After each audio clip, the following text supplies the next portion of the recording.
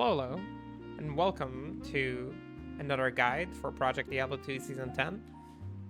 For the Holy Freeze Paladin, I've recently been spending like the past 3 weeks or so leveling this dude to level 99, and I can tell you this was quite the breeze since this character is very comfortable to play, very good at cleaning maps efficiently and very fast. Also doesn't require too much clicking, so if you're looking for a build that doesn't strain your hands too much, maybe you got the dead hands, then I'd really recommend this build. It was really easy for me to sit down and play it for long periods of time without feeling like my hands hurt or anything like that. And that is a big plus in a build, I'll tell you that. That's really nice. Anyway, the Holy Freeze Paladin basically relies on two key items, in my opinion, that kind of make the build start working. And this is the Rune Ward Doom for your weapon, which lets you get level 16 Holy Freeze Aura. And the other Rune Ward is Shattered Wall, which gives you level 16 Holy Freeze Aura. Now, these auras stack, and they also gain benefits from your synergies. So Holy Freeze has synergies from Resist Cold, Salvation, and Blessed Aim. So these are kind of the main skills you want to be maxing. Now, just to make it clear, this build is not a build you can start at the beginning of the season before getting a bit of currency or the right items, because we said it relies on these two key items. So it's either a secondary build that you can do or a build you transition to after leveling a Paladin and gaining a bit of currency. If you're looking for builds that are best to level with as Paladin, usually the go-to is Holy Bolt. But if you don't really like Holy Bolt, you can go with Vengeance and start building your elemental damage already, or go for whatever else that you find fun to play. With that said, once you do get to the stage where you can afford these items, that's when the build starts kicking in. Now let's look at a planner and show kind of what you want to be leveling as the Holy Freeze Paladin. So let me open this. Yeah, and we'll talk a little about the skills, the attributes, the things you want to have, and kind of your goals. And after that, we'll talk about gear, mercenaries, pros and cons, and whatnot. Okay, so as you can see, once you get all your quests, let's say you're at level 80-ish, because you start mapping, these are the things you want to look into. The first things you want to make sure you have access to is, of course, Joust, Sacrifice, and Holy Shield. Holy Shield can be gained from your Call to Arms weapon. That's what I do, but if you don't have a Call to Arms yet, then you want to put a point in Holy Shield. In addition, you want to max the synergies to Holy Freeze, which are Resist Cold, Blessed Aim, which will require 1 point in Might, and you want to max also Salvation. Let me max that. The aura you will be using is none of these maxed auras that I just looked at, and I just realized they put it into Resist Fire instead of Resist Cold. Okay, now it's right. So the aura you'll actually be using is Conviction. You'll be using Conviction in order to break the opponent's, the enemy's resists. Now, I know there are other approaches that use different auras. Some of them use Holy Freeze is the innate aura, and they get Conviction from Mercenary, and they use Azurath. This is not this build. This is a different build. And you can play whichever build you want, but this is the build that I'm talking about. It's a non-native elemental aura, and very similar builds exist also for Fire and Lightning. If you want to take whatever I say in this video and apply it to 2 Dreams for the Lightning, or 2 Dragons for the Resist Fire, that's probably very viable, and very similar builds would probably work that way. That's my assumption, at least. I think they would. People can tell me maybe I'm wrong on that, but I looked into Fire and it looks like it would. So yeah. Anyway, and the aura that you'll be using is Conviction, and you'll be putting your points into this one. Now, as you can see, with our quest completed, oh yeah, this has to be maxed. So let's okay. So Joust has to be maxed, and you'll put the rest of your points into Conviction. That's kind of the idea. Now, why do I not max Conviction immediately? First reason is because you'll get a lot of plus skills on your gear, which will make Conviction effectively be higher than what it is. and 2 because the synergies will be what guarantees your damage more than a conviction, since you will be running maps that have hopefully no cold immunes. Like, you can choose to do that, so you don't need to rely too heavily on the conviction. Meanwhile, Joust has to be maxed because for every level that you put, a hard skill point that you put, there is a 0.1 less cooldown for the skill. So Joust is a skill with cooldown, lets you teleport to attack. It gives you a ton of buffs. You can see like buffs for damage, attack rating, it gives you critical strike, walk and run speed. You basically always want to be using Joust. So this one you have to physically max. You have to max your synergies for the bonus damage. That's why Conviction is the last one I max. For the record, if you do the build the same way I do, by level 99, you do get like exactly enough points to max all the synergies, the aura you're using, Conviction, and Joust. That is in the case that you have Holy Shield from your CTA. As far as attributes go, you'll be using like about like 100 strength to like 150 usually, depending on the gear you want to use, what armor you want to wear, etc. Dexterity will hang at about 160 to 180. It's for your block chances, and the rest will go into vitality. You do not need points into energy unless you really feel like putting them there for some sort of aesthetic reason. I don't know. Anyway, this is how my finalized character looks like. As you can see, I do not have points into Holy Shield, but if I swap, you can see that I do have access to it because my Call to Arms is in a base that has Holy Shield as one of its skills. That's like a common thing you want to do on Paladin. Okay, back to this. And yeah, Joust is maxed, 1 point in all of these. The reason why there's only 1 point to sacrifice is because you really only need 1 point to gain that like huge benefit of like the corpse exploding based on the extra damage. This is like a moment you can take to read what sacrifice does. A deadly attack at the cost of life. Slain monsters explode, dealing overkill damage. No overkill damage from sacrifice, by the way. Overkill damage from any source. Plus 5% of corpse life is half physical and half magic. So you deal essentially 3 types of damage. Physical, magical from sacrifice, but also physical from your attack, and also the aura damage, in our case the cold aura damage from your gear. In offensive auras, I have Blessed Aim max, I have prerequisites for Conviction, I have Conviction maxed, and in defensive we have 22 resist cold and 22 salvation. Okay, now let's talk a little bit about gear. Also for attributes, like you'll see that if I go outside and buff myself, right, do my little buff set, I'll have 75 chances to block. It'll also show you that I have very low chances to get hit. We'll get into that later, but that's also going to be important. Anyway, in terms of gear, Doom and Shattered Wall, they're like the must-haves, in my opinion. There's no way to get around it for this build. If you're doing a different build, that's fine, but this is what we're talking about. For other slots that I think are must-have for this build, I would say that Drax has to be like the most important part of the set. 10 life after each kill is the reason we're using it. The 10 increased attack speed will help us reach our breakpoint for sacrifice, which is 54. Doom gives you 45. This will get you to 55, so 54 breakpoint. So this will basically guarantee that you're the place you want to be. But everything about it you love. 28 strength is great, or like up to 30 strength. The life after each kill is the main stat you're looking at, and you can get whatever slam you want. As for mana after each kill, you're getting it already from Shattered Wall, so you don't need to worry about it. The second important piece is probably Nightwings. Nightwings is, well, not a must. You can run like a Shaco, you can run other plus skills stuff. The reason you want to run plus skills is just because it helps you overall. But you can run whatever you want, like a COA or whatever. It's also fine. The reason I like Nightwings is obviously because the big damage bonus. And remember, you don't need the Pierce as much. The Pierce is not massively important because you get so much already. Like, you'll see that like my elemental Pierce is 69, but with the aura we use, like it is very strong basically, because we have a Conviction for minus 78% to like the enemy. So obviously we have a lot of Pierce. For armors, it's a pretty flexible slot, I would say. I'm using a Leviathan for the PDR.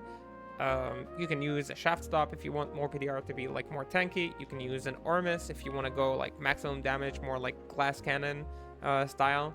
While I was leveling, I found out that like in some maps, like taking a levy makes you so much safer, especially because of that like defense that it adds to you. So that's kind of like what I was talking about. Like getting like super high defense can be really helpful because you will be jumping into massive packs, as we'll see soon. So this will keep you safe.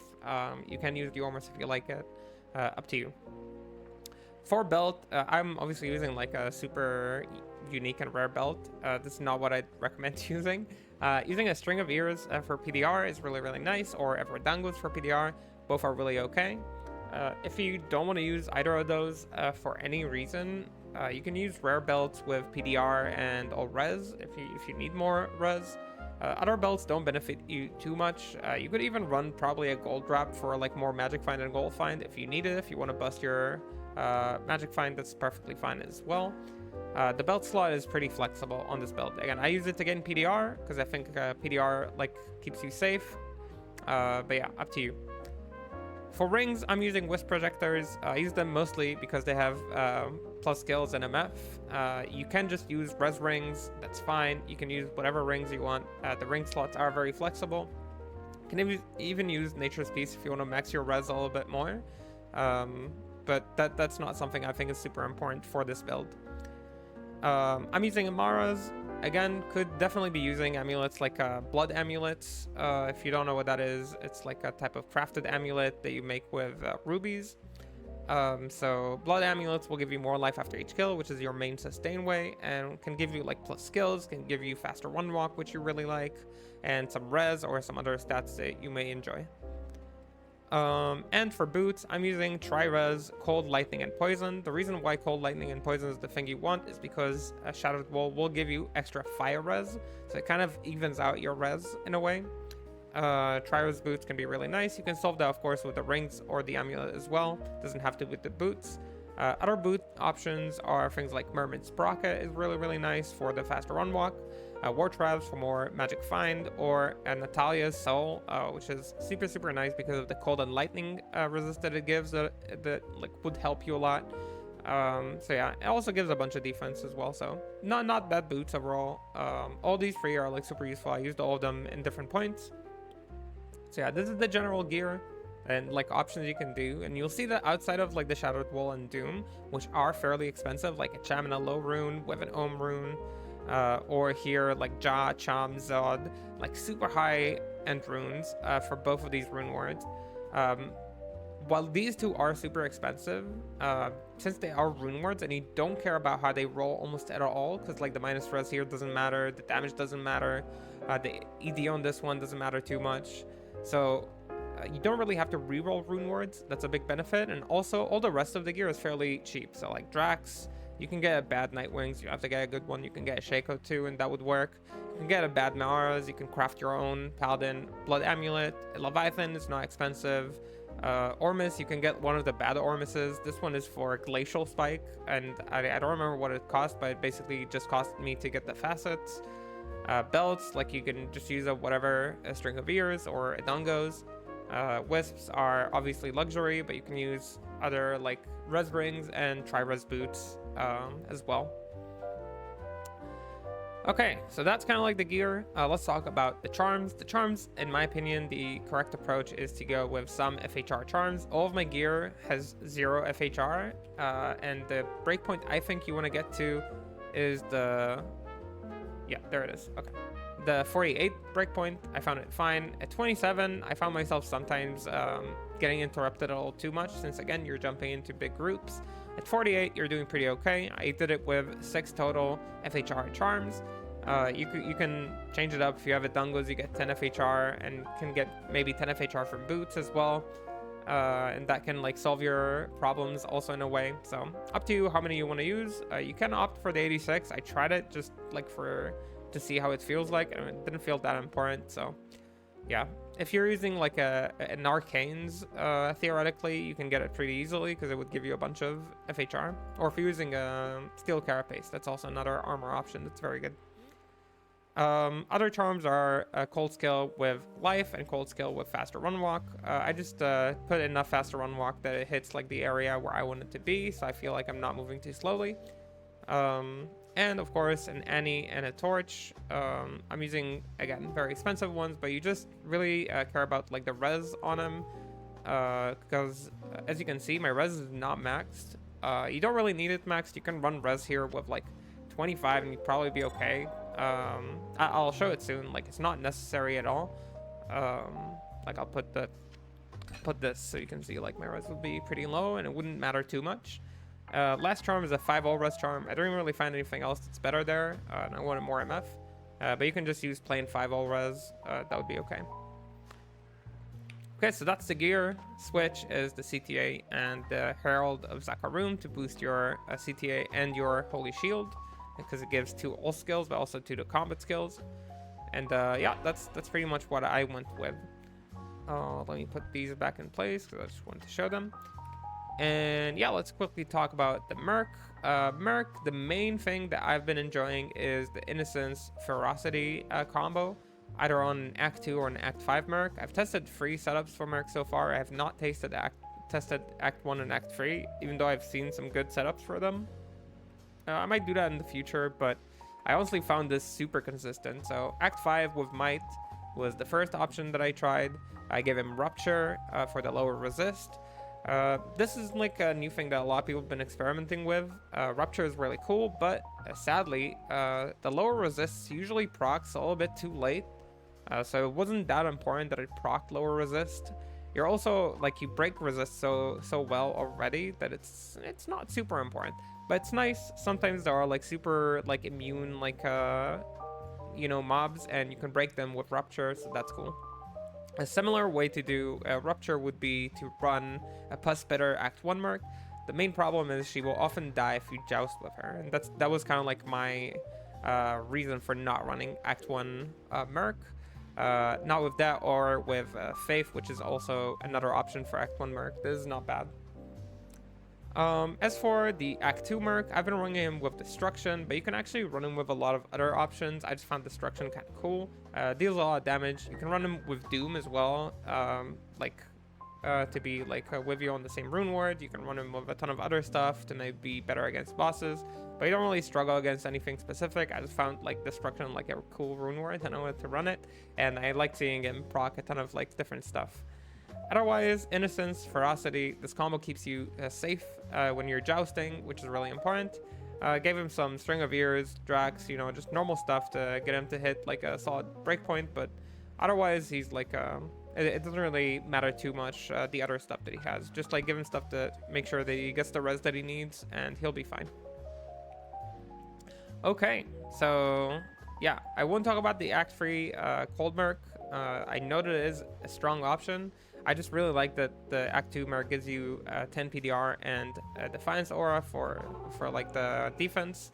Again, defense, in my opinion, can be a really underrated stat sometimes and really, really useful. So, pros and cons for this build, if we quickly summarize them. Pro, clears most maps very efficiently and fast. Doesn't care too much about resistances. Con, I would say expensive to start.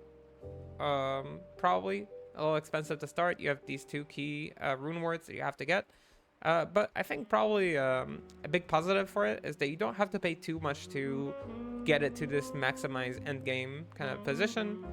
So another pro is that a lot of the gear that you will use is very available. So I know I'm using like very expensive stuff, but they're really not necessary to get that like optimized level. A lot of it is very available. And now let's pop a couple maps. I think it's like about time we just show what this build can do, and what I've been doing for the past like 3 weeks, like nonstop. So I'll first wanted to show like a tier 1 map, just for like people who are like starting, just so they can see. Everything just exploded. So as you can see, I'm like doing like a sacrifice. I joust, and you basically want this joust like always on cooldown. You'll see that like my things at the bottom left like show like this little buff that it gives. So like whenever it's on cooldown, press it, right? And you just like run around, you hold the right click for sacrifice, you just like hit stuff and you keep running. And you can see everything just kind of melts. And whenever you see this like big explosion, you can like hop onto the next group. Yeah, this is like extremely peaceful experience of like mapping. You don't have to worry about it too much. And as you can see, my resists are like in the dumpster. I could run them even lower. This is just like to show how little the resists matter. If you are hardcore, I would probably get them a little higher to be safe. For the record, after I changed into Leviathan, I picked it up out of habit because I've been grinding 99. After I picked up Leviathan, I just I didn't die like at all. I had like a couple times I died like when I was running Ormus. But yeah, as you can see, like chance to get hit is super low with the Defiance Merc, with the Leviathan. You have a lot of PDR, right at 46 because of the Leviathan and the Aura. So overall, you're pretty tanky. Like on this setup, like I don't think you're like lacking a lot. You can run for rings if you're looking for specific maps, like you need like maybe more cold absorb or fire absorb or lightning absorb. You have like the Wisp, the Dwarf Star, and Raven for these kind of absorbs if you're looking for something like that to mitigate like elemental damage. So these are like options that you could use for sure. And yeah, you can basically see it's like everything just kind of melts as you like walk by. I know I'm not picking up anything just because I don't want to waste too much time for the video. And yeah, super nice. I'll show it in one cow map as well, just to kind of again demonstrate how fat the damage on this build is. Of course, that like for killing bosses, like it is better to use different skills. Like it's good probably that I showed it. You can use either Charge or Zeal. I've been using Zeal. I found it like a bit more comfortable. Zeal takes care of bosses very easily. Like you don't have to worry about it. Just have it down to something. I have it down near my joust, so it's easy for me to switch between them if I joust into a boss. Also remember that you want to joust into the pack the boss is in and sacrifice on the things around it, so the explosions actually hurt the boss. It's like something that somebody had to tell me that this is like the way that you clean bosses. I think Arts told me it makes like cleaning bosses a lot easier, and it was really true. Because in the beginning I felt like, ooh, damn, killing bosses takes like a moment. But you can definitely chip like half of their health sometimes, just like the explosions, or even more, depending on how many monsters you get to sacrifice in time. So yeah, very nice, very easy to map with. You can see I'm like sometimes I'll charge for like a moment just to close some gap if I don't have anything to teleport to. Overall, you're like moving very smoothly. You know, I mean, I don't say no to Wallstone shards. Or at least I try not to. So yeah, and of course, like you can see RMF. Like my setup allows me to have quite a bit of MF. I personally really like having MF on builds that clean maps like this, because why not? If you can have it and it doesn't harm the build. So I have it as most of my slams are like MF. Most of my gear looks to have more MF on it. Other useful stats that may be nice to have are like things like curse resistance is not bad probably, in case you get like either lower res or what's it called, amped, decrept. Like all these things can be pretty annoying. We got a lightsaber here. I'll feel like slamming it. We got pretty high ED reapers, so let's slam it for the video. Attack rating. Back to the ground you go. So yeah, I'm just going about it casually. You can obviously go a lot faster. I've been grinding maps on this guy for weeks on end, and we killed so many monsters so fast every day. Which if you're here, I guess that you've probably seen it, because, I don't know, I've been uploading obsessively my progress. Okay, so yeah, this is like a tier 1 map. I don't know how long it took. We did it pretty casually, but actually my bow is still up, so it means it took us less than 5 minutes, and we're doing it super casually. If I go to next session, just to show damage on cows, yeah.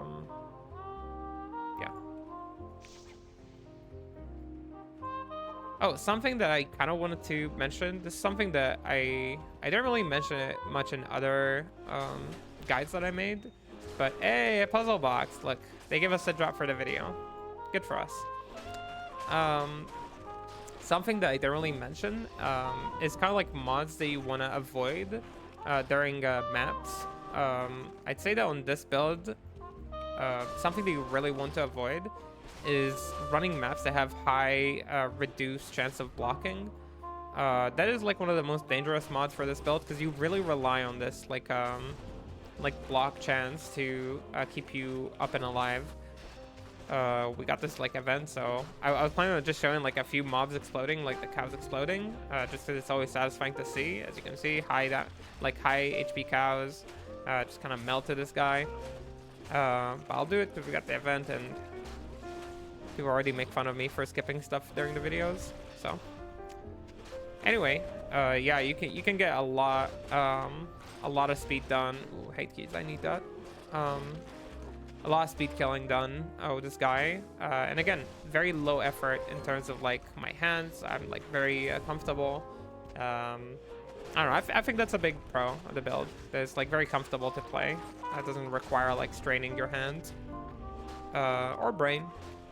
Just like holding the right click and tapping joust every now and then.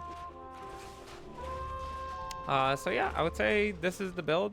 I'll silently, I guess, keep clearing the map. Then I'll say bye-bye at the end. So if you have gotten everything you want from this video, then I guess have a good whatever you're having. I'll see you in the next guide. I hope you enjoyed this this build, either this season or the next one. Of course, if it does get nerfed or anything, then I mean, it is what it is. Here, an example of immune to physical and cold that just kind of dies from the explosions and from the destruction rune ward that summons all these meteors. So it's another benefit for destruction. You can just run whatever on him though. Like the weapon on the Merc really doesn't matter too much, so you can just run like a Reaper's Toll for him to stay alive and to like amp stuff that you can't kill. So to make sure that he can kill him.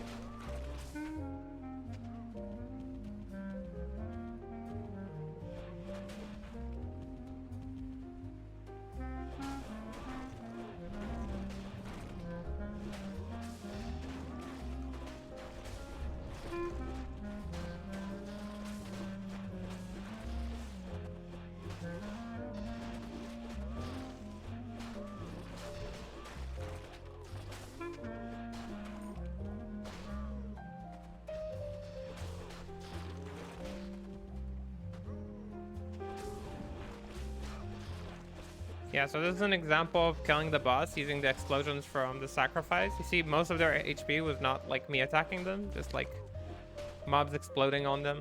So that's kind of like how you kill bosses fast, I guess. Alright, and this is probably enough clear. We got our events worth. So, yeah.